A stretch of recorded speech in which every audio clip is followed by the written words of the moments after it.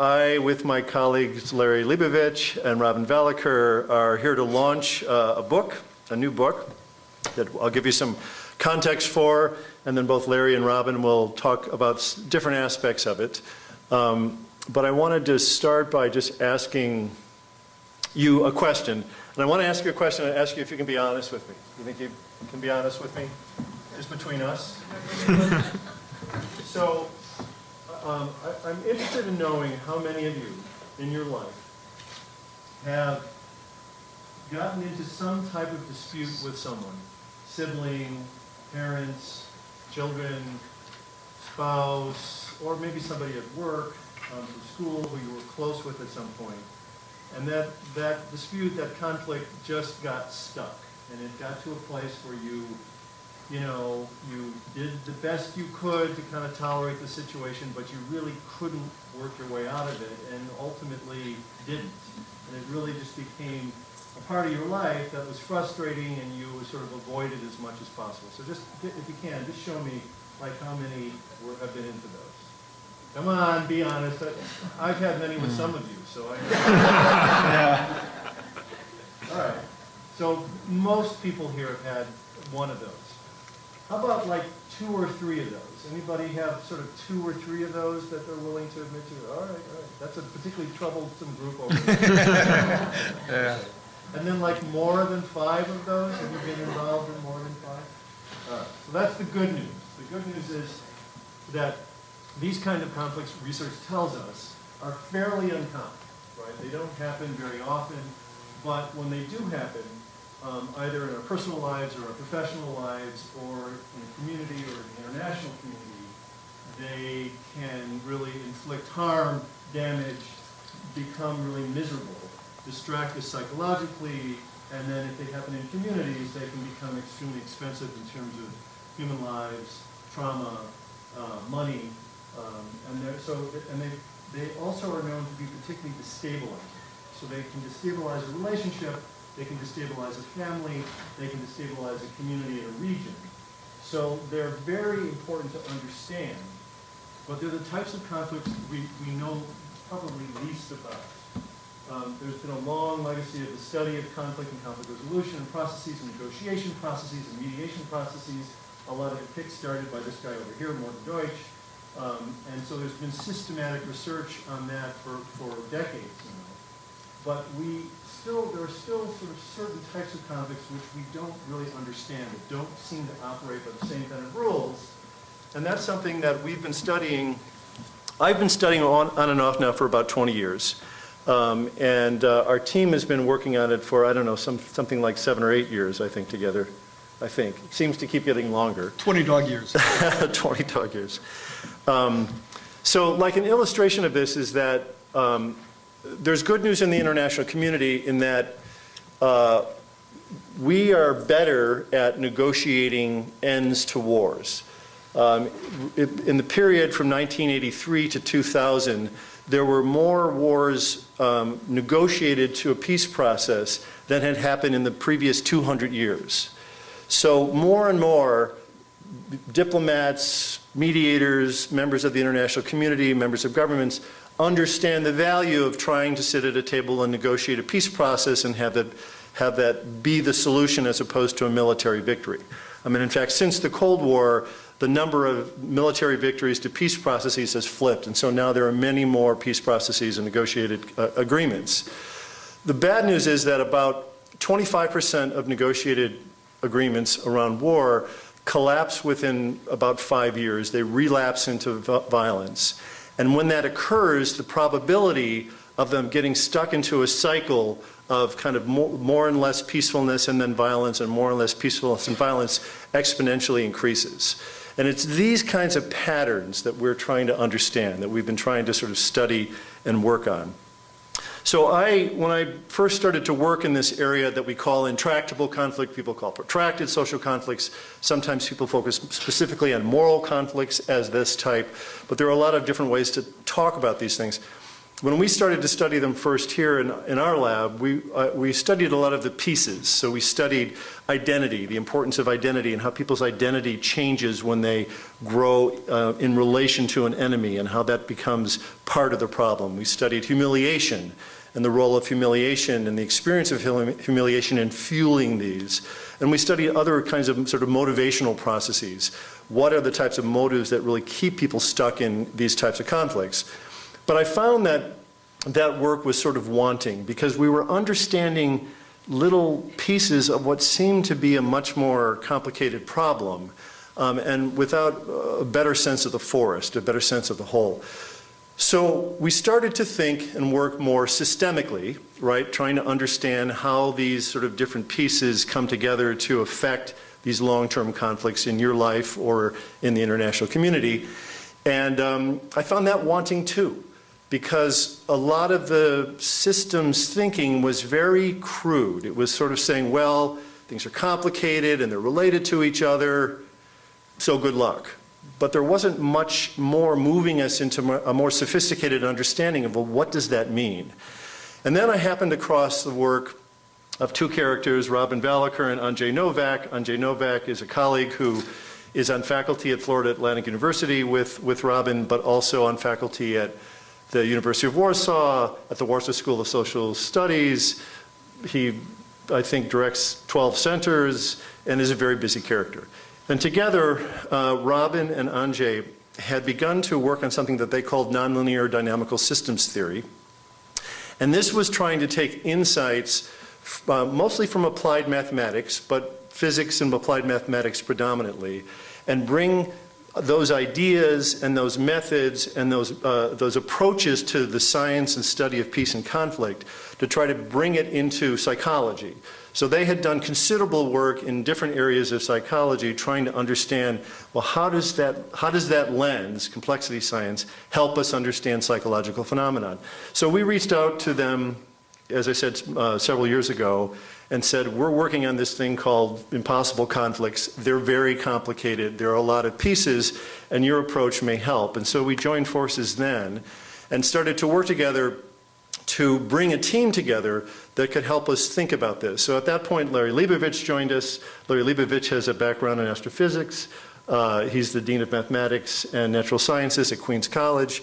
And we brought together Andrea Bartoli, who is an anthropologist but has worked a lot in peace processes. We brought Lan Bree-Rusenska, who's a social psychologist who works on peace. We brought Naira Musallam, who is an organizational psychologist who also is a Palestinian-Israeli, and she has worked extensively on peace. And Katharina Kugler as well, who is a German colleague who works at the University of Munich. Did I miss anybody? That's the team, right? We're all authors on this, so I think that's it. Did you get Andrea Bartoli? Andrea Bartoli, yes, and Andrea. So this group came together and talked. We drank a lot of coffee, and we walked around a lot, and we talked for a couple of years and began to try to think about how might these new ideas help us add value to our understanding of peace and conflict dynamics, particularly these ones that get into these kind of stuck patterns that seem to go nowhere. So we were funded by a group called the James S. McDonald Foundation, who fund work in complexity science, and typically they fund people that are a little weird and a little crazy and not quite ready for like NSF grants, but who have some kind of promise, and so that was basically us at that time.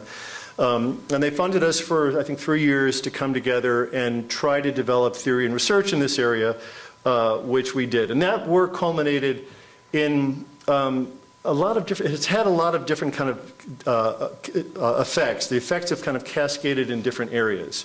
So part of it has been in conducting studies and research in the science of complexity science, which is a hybrid, our approach is a hybrid of complexity science, peace and conflict studies, and social psychology primarily. So we've done a lot of different types of research, qualitative studies of case studies such as the conflict in Mozambique. We've done laboratory research, we've done survey research, so a lot of different types of research. We've also been trying to apply it. So a lot of the research papers were published in journals that few people other than psychologists read, I guess a couple of physics journals as well. We then wrote a book published in 2011 called The 5%, which was an attempt to say, okay, so how does this really help? If I'm a mediator, if I'm a negotiator, if I'm stuck in one of these situations, how practically might this help? And so that book came out in 2011, and that has been an attempt again to really translate it into practice. But what was missing really was a coherent summary of the science. What is the science behind it? What's the theory behind it? What's the research that has been conducted? And how does that directly inform the practice? So basically telling the whole story. And that's what this book is that we're here to launch tonight, which is called Attracted to Conflict, Dynamic Foundations of Destructive Social Relations. And this is an attempt for us to bring to the practice the science, the theory, and the empirical studies that have gone into our recommendations for practice.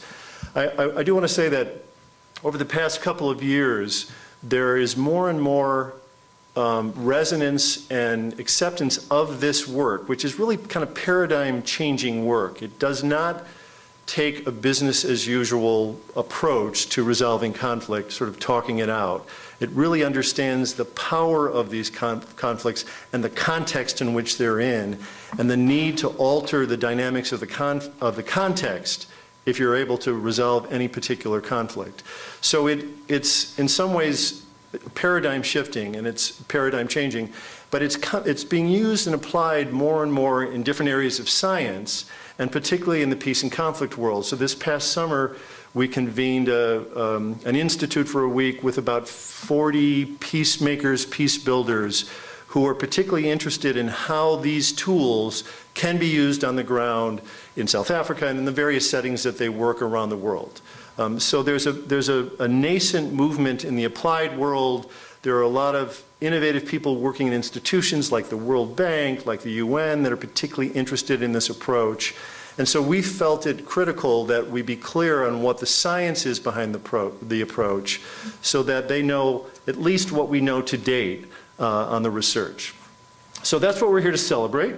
So first I'm going to ask, I think, Larry Leibovich to come up. He's going to talk a little bit, he's going to put up a bunch of equations and walk you through some mathematics, I think. No, he's going to talk a little bit about the value of complexity science and mathematics to the study of this, and then Robin will take us further.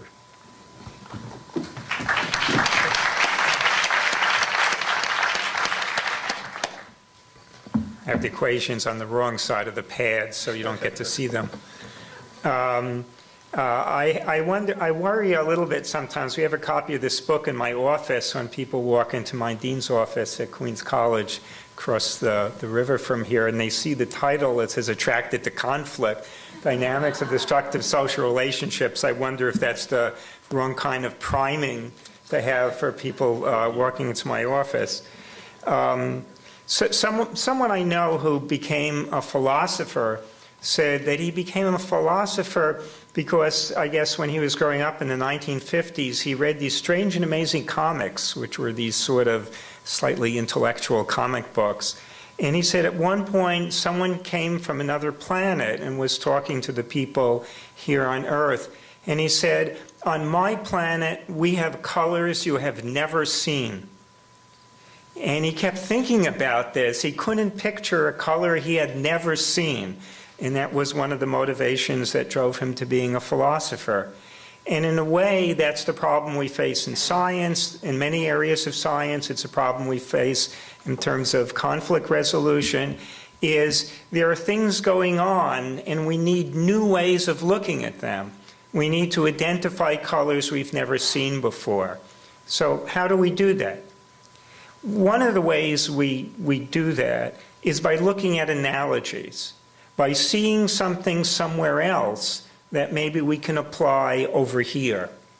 And that's sort of the process that Peter was describing. So one of the areas that, as Peter had sought out Robin and Andre in Florida, and I knew Robin and Andre there, which is how I got involved with this. So my little path of this is I was in Florida for 17 years and are now back here in New York. So I've made the reverse migration, going up instead of down. But what the area that they work on are applications of dynamical systems. And what dynamical systems means to them are really metaphors that come out of mathematics. And I actually work on the mathematics of that, these equations that Peter threatened that I would show you. And so I've worked on mathematical systems and trying to understand and make models of the patterns of stars and hydrogen gas moving in galaxies, of the patterns that potassium ions make in going through proteins in the cell membrane, and lately of models of how people interact with each other in conflicts, interactions between clients, between therapists and their clients in psychotherapy. And what we learn from mathematics, from an entirely separate group of things, is how things change in time. And these can be systems that have a few pieces, or have a few pieces that interact so strongly with each other that they produce very unusual patterns that you would never expect they would produce. Sometimes those systems are called chaotic systems. And here the word chaos means just the opposite of what you think it means. It means systems that are actually completely deterministic. You can write down all the rules of the system, but then you can't predict what they're going to do next. And there are other systems that have a large number of pieces, or networks of pieces of how models of how infections are spread from one person to another. So out of this wealth of material, of how people look at things that change in time, of how one or many things influence each other, that's led to a different set of metaphors which Peter and Robin and other people in the group have been able to apply to see a different color in terms of what happens in conflicts. So it's also interesting that each of us in this group contributes in a different way. And for me, this is a tremendous amount of fun because I get to learn all these other things and to deal with real practitioners who actually go out into the real world.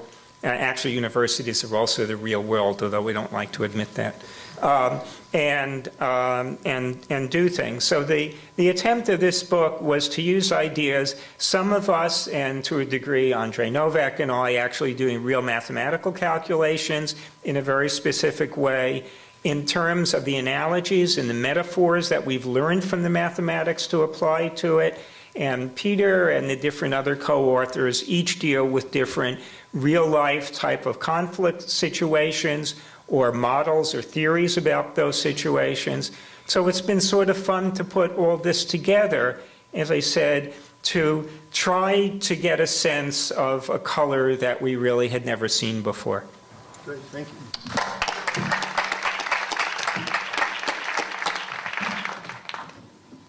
I think your clicker's up there, so you can just try that. Is this on? Let's see.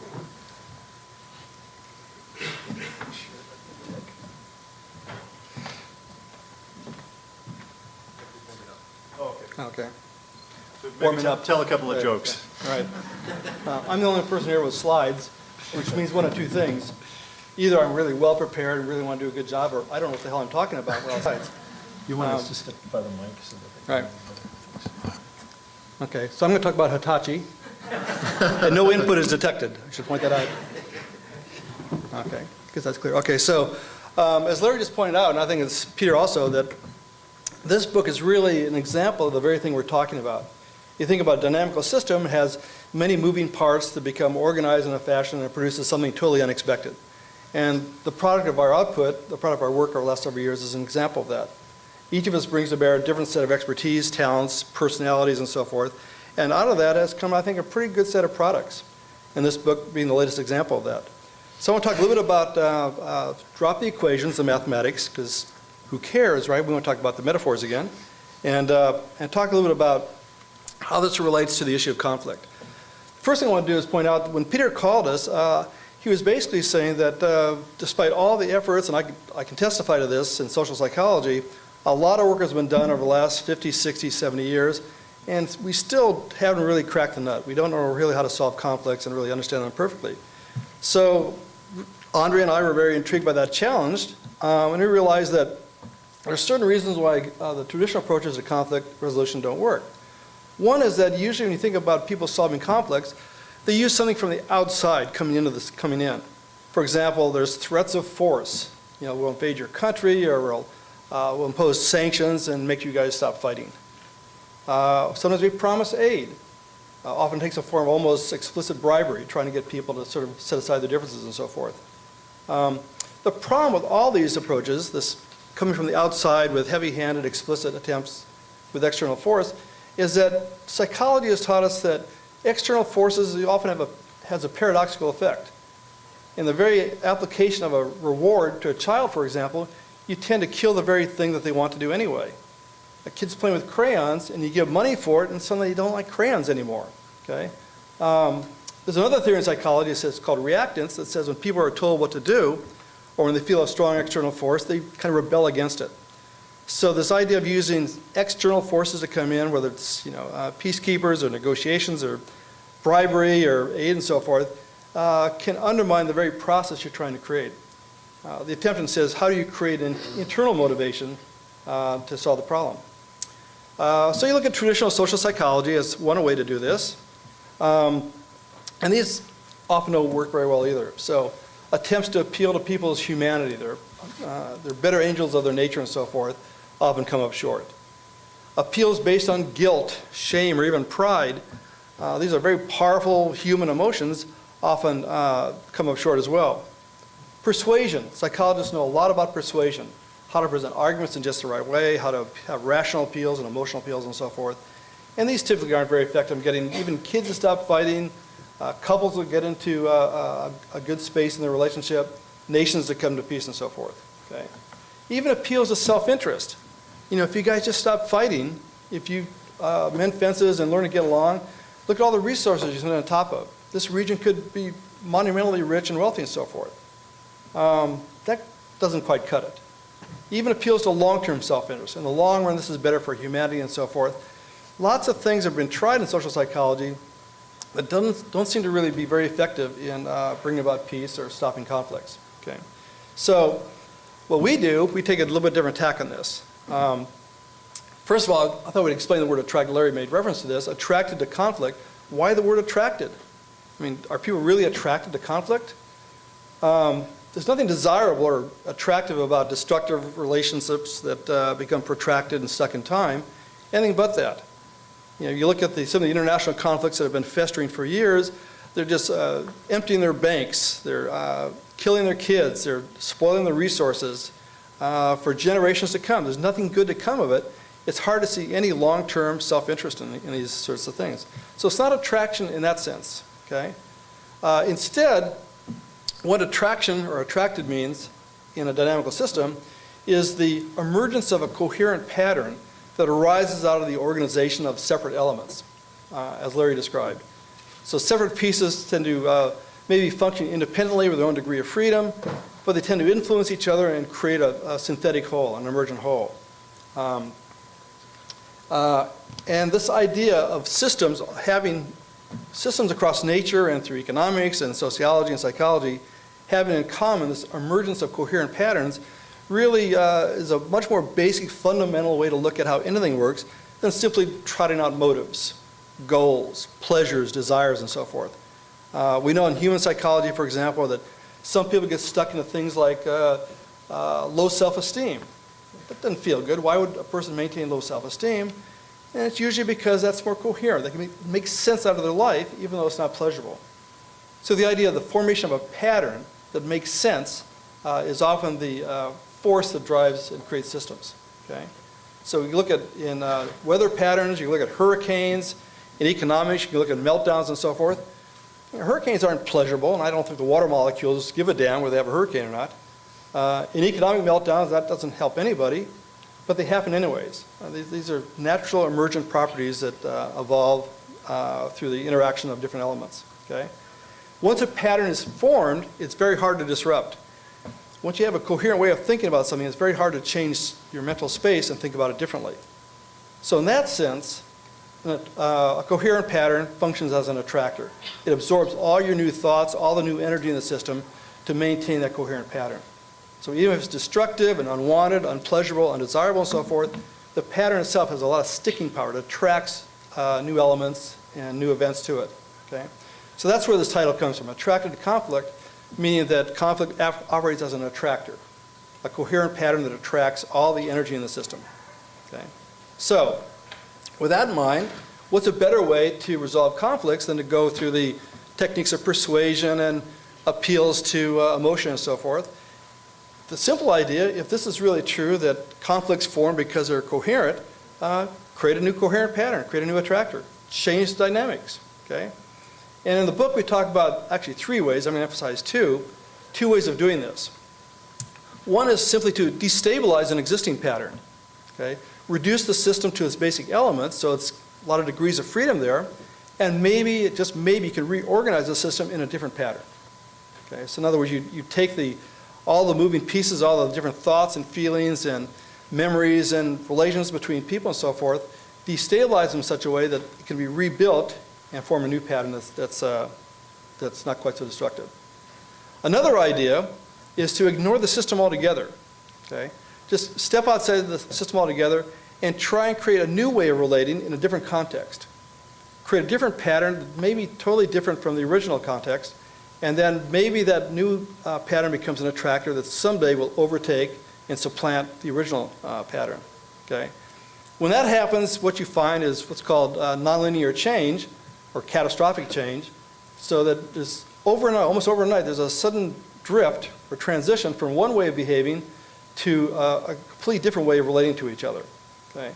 And so the idea is conflicts are often resolved not through incremental, small, gradual steps, although that certainly can be important, but often through what looks like a phase transition in physics, or just a nonlinear transition to a new way of thinking. Okay? So what the book does is describe this idea in a greater depth, obviously, with some of the mathematics, and we have some suggestions about how they can be implemented. And we're very fortunate to have people who actually work on the ground with this, people who know about real-world conflicts, such as Peter, and who work and have actually had experience in situations like this, like Bartoli and so forth. So it's a means of trying to take this general idea, which applies across nature, to see if we can use the same simple ideas, metaphors, and mathematics to try and capture what it is about conflict that makes it so intractable, and more importantly, how we can resolve that. So what I want to end with, though, is emphasizing, even though we're talking about systems as a whole, is the power of the individual in all this. There's a certain ironic stability to all these protracted conflicts. On the one hand, they're very resistant to frontal assaults. It's like trying to tell someone, you shouldn't be smoking cigarettes because you get cancer. They get defensive. They kind of already get that. They don't care. So you can't really attack people's beliefs. You can't attack the patterns head on. You get a lot of defensiveness. Okay? But at the same time, these conflicts can be very vulnerable to seemingly incidental events that have the capacity to reframe the conflict. And they do that, we think, through disassembling or introducing new elements that can't be integrated with the old pattern, and allows the system to rebuild itself in a more benign fashion. Okay? So Larry mentioned the chaotic systems, and in chaotic systems they are often characterized by something known as the butterfly effect. It's a very popular term. And the idea is that a very small little change introduced in a system can have ripple effects, surprising consequences that may take some time to unfold, that can dramatically change the nature of the systems. Okay? And one person can do that. I'm just struck in reading all the literature on conflict and history, how sometimes just one person doing something that's seemingly independent of the conflict itself can transform the conflict. So you think of Gandhi in India. He didn't go and try and solve the conflict per se. He went on a hunger strike. And he modeled nonviolent civil disobedience. Martin Luther King in the United States sat in a Birmingham jail. And he didn't go out and try and talk people out of fighting and so forth. He just demonstrated a new way of behaving. Most recently in Afghanistan, everybody's heard about Malala Yousafzai. I probably butchered the name, I don't mean to do that. From Afghanistan, this now 16-year-old girl who may be in the process of changing the way people around the world think about what's going on in Afghanistan. And more to the point, a little bit later today, you're going to hear from Lema Vowie from Liberia. And her story is absolutely remarkable. I didn't know too much about it until I learned about this conference, and I read up on it. And it just blew me away, because what she does there is deal with events that had nothing literally to do with the conflict itself. Among other things, she organized the women to have a sex strike against their husbands, which would bring almost any conflict I know of involving men to a grinding halt. And it was remarkably effective. She was very instrumental in getting the women together in this women's movement. It didn't deal with the issues, the resources at stake, and the power struggles and so forth. But by entering into the system with a new way of thinking, it had a way of reframing much of what was going on in Liberia, and was very effective and efficient at bringing that civil war there to a successful end. So I just want to mention that even though we talk about these notions of systems and the complexity and emergent properties and so forth, in another sense, it really says individuals can, without having armies at their disposal, come in and really change dramatically the nature of a system. And we try and get that idea across in the book as well. Thanks.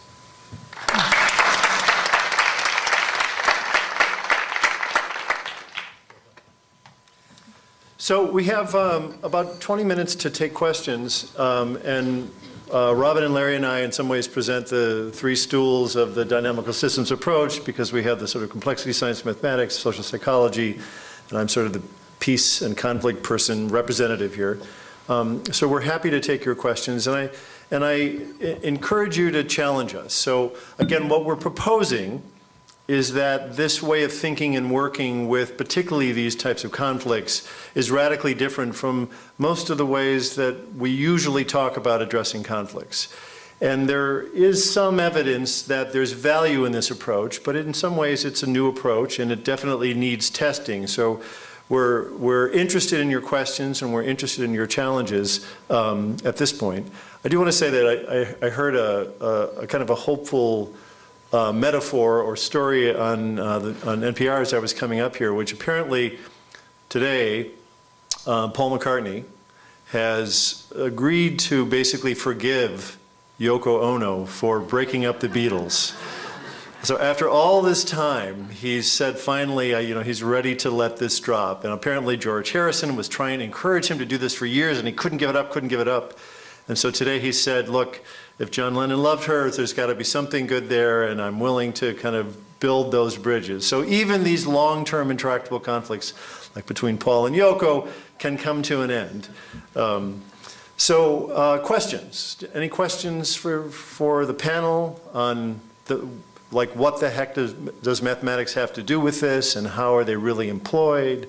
Anything from social psychology? Any questions? Yes, go ahead.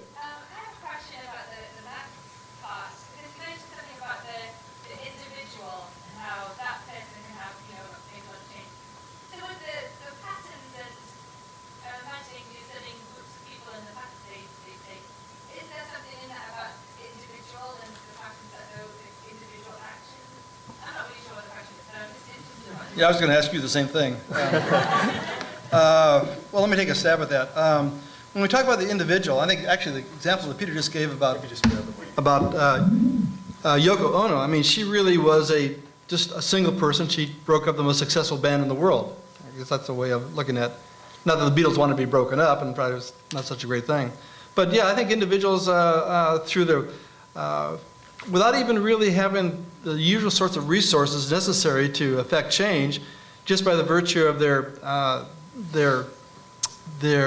strength of character, or the novelty they bring to a situation, the surprise value perhaps, have a way of maybe destabilizing even a small portion of the system. And there can be ripple effects in the same way that the butterfly waving its wings in Argentina eventually causes a thunderstorm in Texas or something. Again, we haven't really developed this new formal models and so forth, but we do know that there's a big line of research in social psychology on minority influence. Bill Crane and several other people have been doing this for a number of years, and they show that often what looks like a strong press for uniformity in a social system, a society, where everybody gets in the same drumbeat and feels the same way, there's always a few people who are isolated or don't bend to the majority and have a minority opinion. If they're strong and they can maintain that type of conviction, if conditions change in the outside world, suddenly the minority can come and overtake the majority and change things dramatically. So when the communist regime fell in the late 80s, democracy swept through Poland and much of Eastern Europe, and capitalism became a very popular thing. That's the end of communism forever. But there are a few strongholds, a few communists who are left over who are very strong, who clustered together. And when jobs didn't come back right away, there was rampant unemployment and so forth, in the next election cycle, suddenly communists came back into power again. So the idea that even though there's a minority opinion, that minority can have strong impact under the right conditions. Just one way to quickly respond to your question is, one of the ways that we've studied this, and I think Robin and Anjay in particular have thought about it, is that people can synchronize.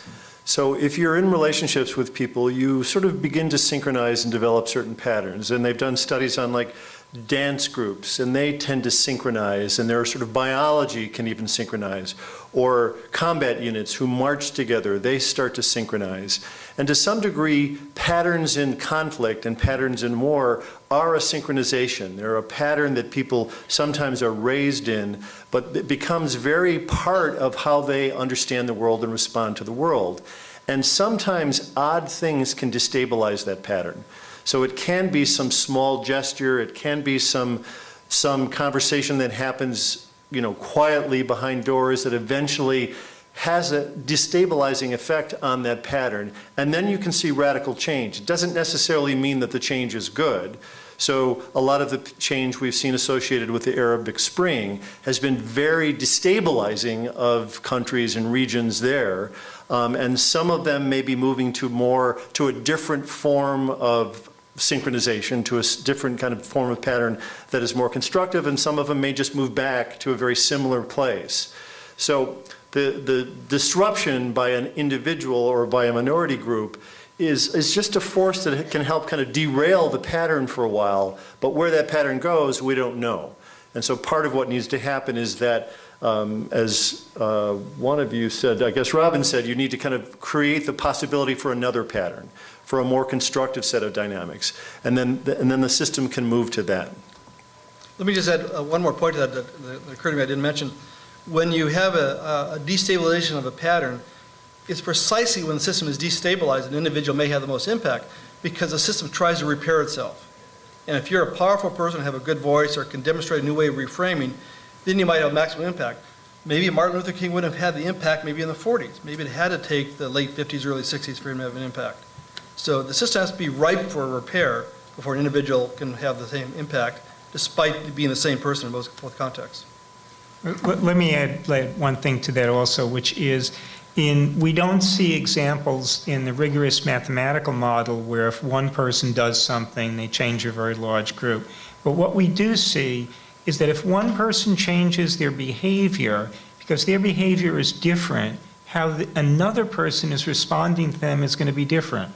The first person doesn't have to change the behavior of the second person or change what their strategy is to change how both of them are doing.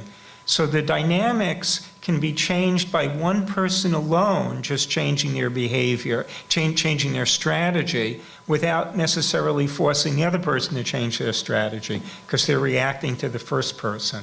So we've only seen that in models that have like two people, but there's a chance we might see that in other models, and we see that very clearly in these rigorous mathematical models. Go ahead.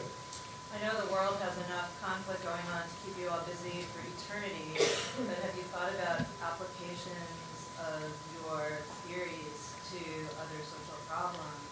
Because as I hear you speak, I can see individuals or groups thinking differently about the war on drugs or the war on poverty, which have conflict titles, but really aren't those kinds of conflicts. Okay, social psychologist, right? Go. Good question. Okay.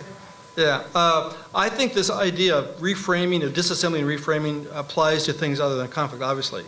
If you think about the way a person listens to a political debate, they go in a debate here and one person, give a spiel about something, and something doesn't sit right, they get destabilized just for a moment, and suddenly they have a brand new way of thinking about the candidate.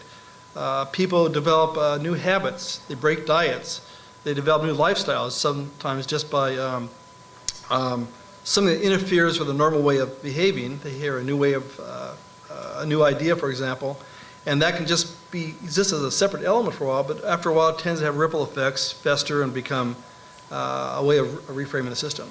Years ago, a colleague of mine and I developed a theory about how people change their actions and learn how new ways of behaving and so forth. And the argument we made was that you don't change the way people think if they have maladaptive habits by telling them it's a maladaptive habit, okay? So we did a study, for example, with people who had eating problems. And rather than tell them, you're going to get fat, or you're going to get diabetic, and this is not good for you, we gave them chopsticks to eat Cheetos with. You know, it was silly, right? But in doing that, they learned to think in a very detailed way about the mechanics of something as simple as eating, which for them was a very overlearned habit. And that got them thinking about eating more generally, and pretty soon eating developed a new identity for them. It was getting healthy, it was getting nutrition, it was maybe having a social occasion, and it got them away from the maladaptive way of thinking about eating as something to, you know, soothe away their problems or something. So the idea you can change behaviors generally, maybe, I think if you watch effective politicians and communication agents, they very rarely challenge each other's opinions directly. They have a way of getting you to think a little more deeply about some facts or issues or elements you normally wouldn't consider, and then rebuild a frame for you. Psychotherapy, I think, works that way. I'm not an expert in psychotherapy, but you think about Freudian psychology or even behaviorism, very rarely do they come in and tell you, you shouldn't hate yourself, you're really a good person. That doesn't buy you anything. A Freudian psychologist will tell a patient, how many times did you have a slip of the tongue today? What did you dream about last night? How often do you wash your hands? Details. And in doing that, they get people synchronized in terms of all the minutiae of everyday life, and then gradually, from the outside, you can start building a brand new frame for what they're doing, and maybe get them to think differently about their lives. There was another question. Go ahead. I'm wondering if it's getting people to change their behavior or getting them to change their thinking, or does one come before the other, or is there any kind of give any information on that? So the question is it getting people to change their behavior or change their Yeah. thinking, or? That's a very interesting issue. In social psychology, there's a lot of controversy about, you know, which comes first, thought or action. And the truth, of course, is it's both. There's positive feedback loops among them. But quite often, to affect change in individual psychology, at least, you get people to do something that they otherwise wouldn't do, and then the mind goes into overdrive trying to make sense of what they just did. If you don't supply a lot of external reasons for it, then they really have to dig deep to try and justify what they've done. So, you know, if you pay people a lot of money for telling a story that they really don't believe, ask them, do you believe what you just said? No, I got paid money. If you get a person to tell the same story they don't believe, don't pay them any money, ask them if they believe, they say, yeah, kind of. They start convincing themselves. So the mind follows action sometimes. So quite often it might be easier, even in conflict situations, to get people to engage in different everyday practices. And then their mind might come around to sort of justify and make sense of what they've done. I think, though, the hard reality is that what comes first in change? Is it thinking or is it behaving? And the answer is yes, because there are many roads to it. And sometimes it is an action will take place, and then you will consider why you did what you did and who you are in relation to that. And sometimes it is about working directly with beliefs. So change can come from different paths, I think, yeah. Claudia, go ahead, and then I'll come here. I'm intrigued by the possibility that there are no patterns, and that when you disrupt one pattern, you might develop, scientists might develop a topology of what other patterns might exist. And I wonder if that's something you're looking at, if you think that's fruitful. I'm thinking of Howard Gavlin, the ombuds at NIH, who talks about the predictable, I think he calls it the succession dilemma, where has a young upstart in his or her lab, and there's predictable pattern of conflict that occurs. Thank you, good idea. Oh, thank you. Oh, boy, what did I say? So I'll summarize. So Peter? Claudia's asking if there are some kind of archetypal patterns that are evident in conflict dynamics or in interpersonal dynamics that you can track and then see similarities across different types of situations. And that then if you were to disrupt one, you might have a prediction about what other pattern it would, you know, Move to. slip into or move Okay. to. You want to try that? Okay, there's a marvelous book written, many of you are familiar with, years ago by Thomas Kuhn, the structure of scientific revolutions. You may be familiar with that. If you think about it, what he was really writing about was dynamical systems in some sense. I mean, he talked about how science forms these paradigms, we use the word paradigm today, which become these comprehensive frameworks, theories, and methods that all kind of fit together to explain a phenomenon, and they resist challenge. An upstart comes along, and I can tell you NSF will resist hearing challenges quite often in grant proposals. Journals will too. You sort of rally around, because it's a coherent way of thinking, and to have it challenges, you mount the defenses, just like we do in our everyday life.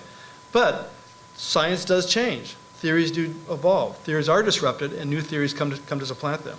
So this idea of having a pattern which resists change finally gets disrupted, and a new idea comes along, which is critical for Kuhn. You have to have an alternative idea. It provides a way of reassembling all the facts, the phenomena, the methodology, and so forth into a new whole.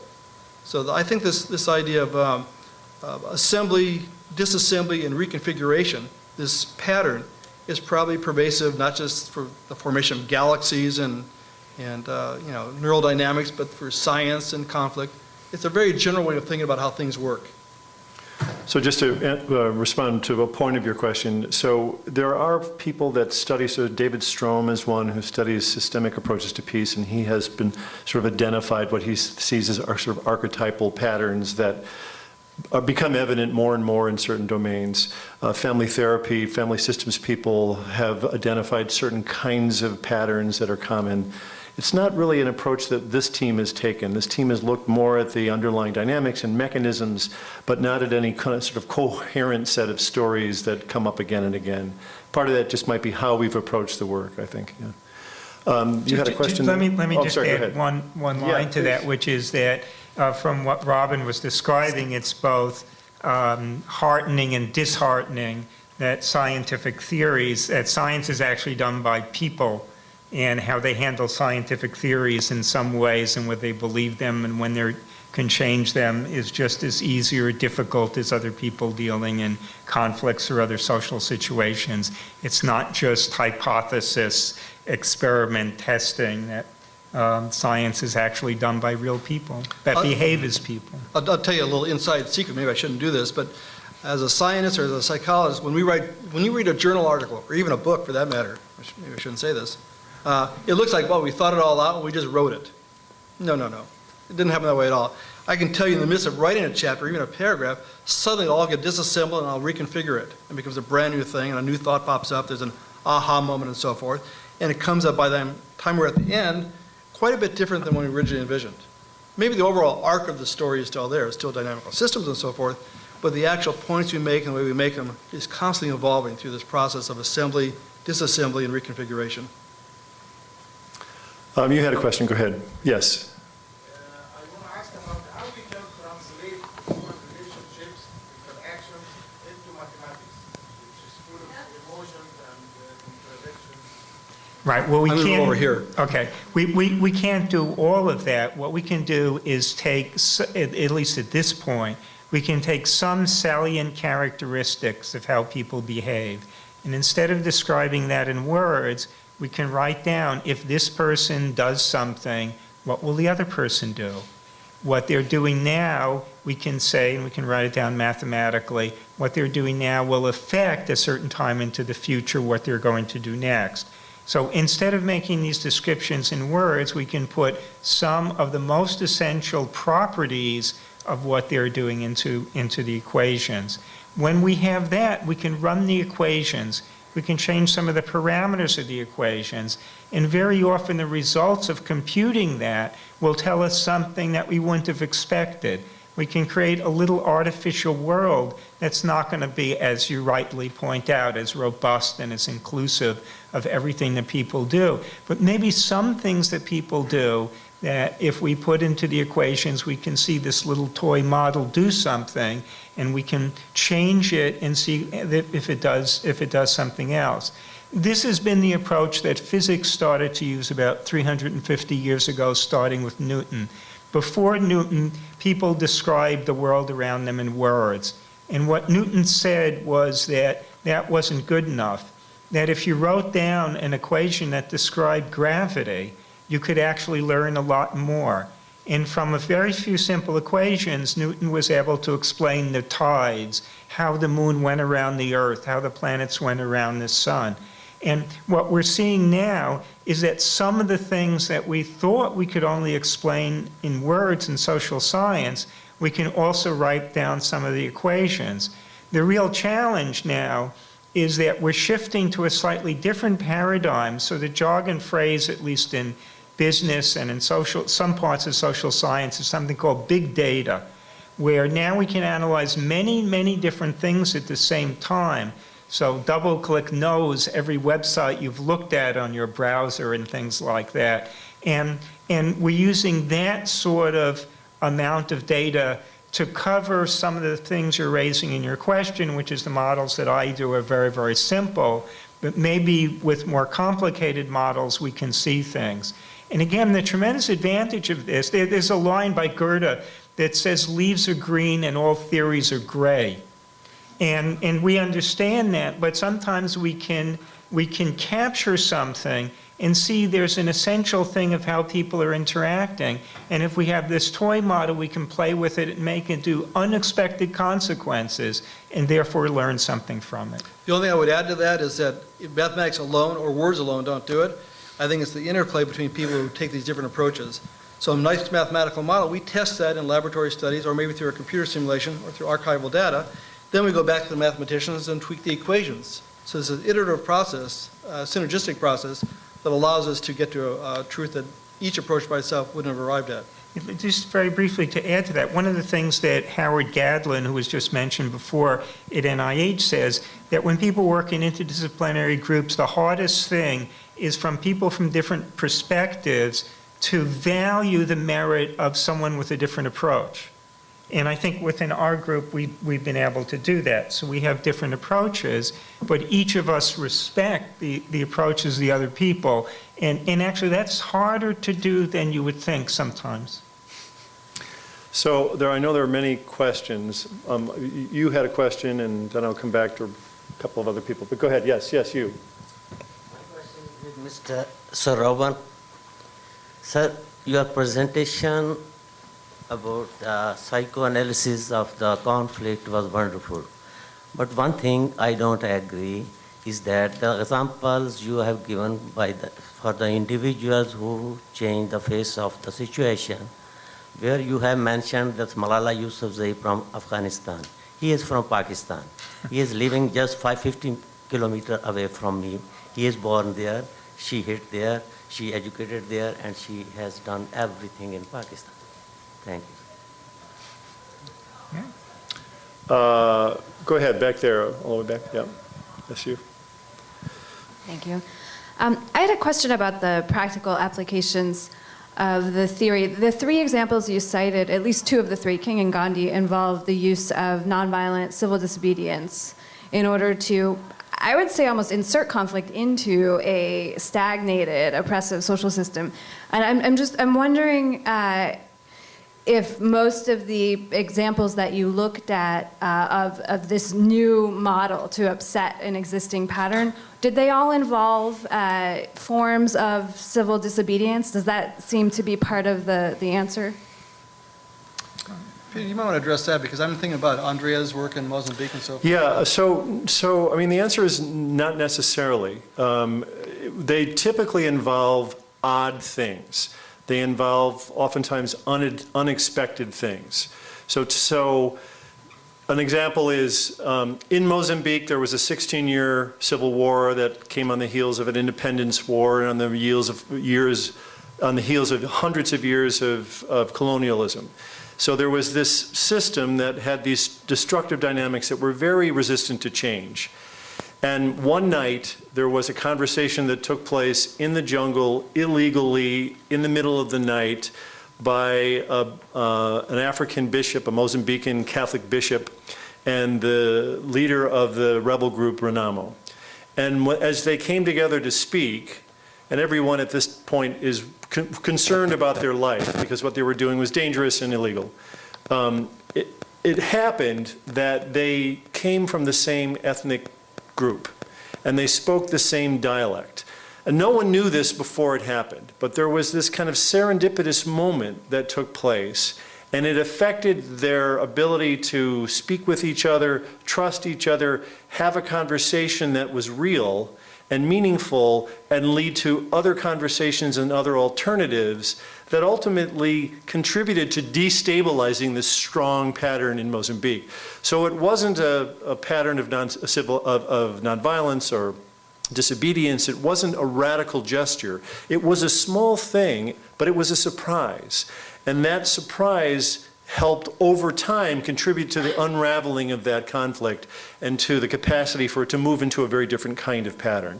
So what typically does happen are some kinds of odd surprises, things that, oftentimes people come into a system who aren't socialized in that system, and they say, well, why do you do things this way? Why don't you do them this way? And if there's enough energy and charisma, and if the system's ready, then that can move it and that can change it. So it's not always what we think. And in fact, oftentimes the things that we think would make the difference are not what make the difference. Yeah. So we're going to have to go. Maybe we can take one or two more quick ones. Roy, I think you had a question? I had a question, but Mary sort of touched on it. I was just thinking, your book is called Attracted to Conflict. There are about 7 of you who wrote it. You come from it's a multidisciplinary team. I'm sure there was, it was very smooth and everything, but I'm sure there was a little bit of conflict there as well, right? Constructive conflict. What do you mean? Oh, sorry. So I'm wondering if you could just speak a little bit of the process of having a team of... I'm going to leave this to you. Well, okay, as Peter pointed out, most conflicts are constructive. Very few conflicts lead to, violence and bad things. And in fact, you wouldn't have parliamentary democracy without conflict. You wouldn't have a really good marriage if a person just followed the orders of the other person. There has to be some sort of tension. So there was a lot of that. There was a lot of conflict, I think, which was largely constructive. There was moments there where things kind of came to a halt, but we left the room in peace. And I think, in large part, that most of the conflicts we had were very positive. As Larry pointed out, it's very difficult to get a multidisciplinary team together. I think maybe European countries are a little bit better at this. They deal with big data, and they have, they didn't have quite the resources we had, so they had to have people share resources more effectively in the United States. When I first went to Poland, for example, I would give a talk, and physicists would show up, and architects and so forth, because they didn't have cyclotrons, they didn't have a lot of fancy equipment. They wanted to hear ideas. But even here in the United States, we're finding that it's possible to bring people together with very different perspectives. And it's not always a smooth ride. It's not always linear. Sometimes there's transition points where it could go either way, but then we get back on track. I would say my view from backstage of this was I don't think there was so much fights over intellectual issues. I think the first time I did a book, not this book, I did it with 3 other authors. And from my experience doing that, the next book I wrote entirely by myself. And I think there were issues of just a bunch of people writing a book together. So I think there were things like that, which I think always happen. But I don't think there was like people didn't have their intellectual knives or swords out at each other. I think that part of the process, I think, actually went very well. Yeah, I agree with that. I was very amazed by everybody who's worked on this book and this project, because they had such different perspectives. First of all, I didn't have the depth of knowledge of challenge them. Number one, maybe if I could have, I would have. But I was very impressed by how much passion they brought to it, and how much what skill sets they had and so forth. And I think it worked largely, in the big scheme of things, harmoniously. Okay, I think we have enough time for 1 or 2 more questions, actually. Good rep. Okay, so one more question? Yeah. I guess 2 questions. One, Thanks. one is just sort of in response to Kuhn, since I'm so happy to hear his name again. I'm sorry? And the second, and that is more or less, at what point does this sort of go from Kuhn to Lakatos? And that sort of leads into this larger question that you're discussing science and you're discussing metaphor, and I hear a lot more metaphor than science. I almost hear very little about what I would see as sort of the standard aspects of social science. So I'm wondering, I guess, how you understand science and its relation to social science, which has a 100-year tradition, which you haven't really said very much about today. Well, we haven't talked about the research at all, but the research, we are scientists, so we do experiments, we do computer simulations. We're pretty good at data mining through big data. We have archival data. So the actual boots on the ground, the actual methods really have to meet the tenets of science in order to get published. So what we try to describe today is just in a more general term, maybe a little bit overly metaphorical, but the idea is that really provide the umbrella for all the more specific scientific things we do in this process. Right, we haven't talked, so each of us do a little bit different things. What I actually do is we make mathematical models and we set up experiments. We're currently video recording therapists and clients, and then we see whether what we see in the experiments matches the data.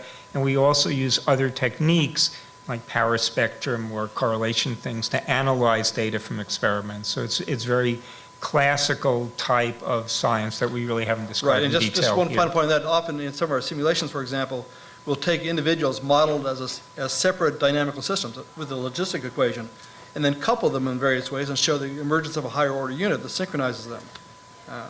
So I think that's, so we didn't mention because that gets a little bit into the weeds in what we do, but we're very sensitive to the idea that we can't just stick with metaphors. We actually have to have implementation through rigorous means. All right, so on my piece of paper here, it says to say thank you, and we're happy to move on. Thank you.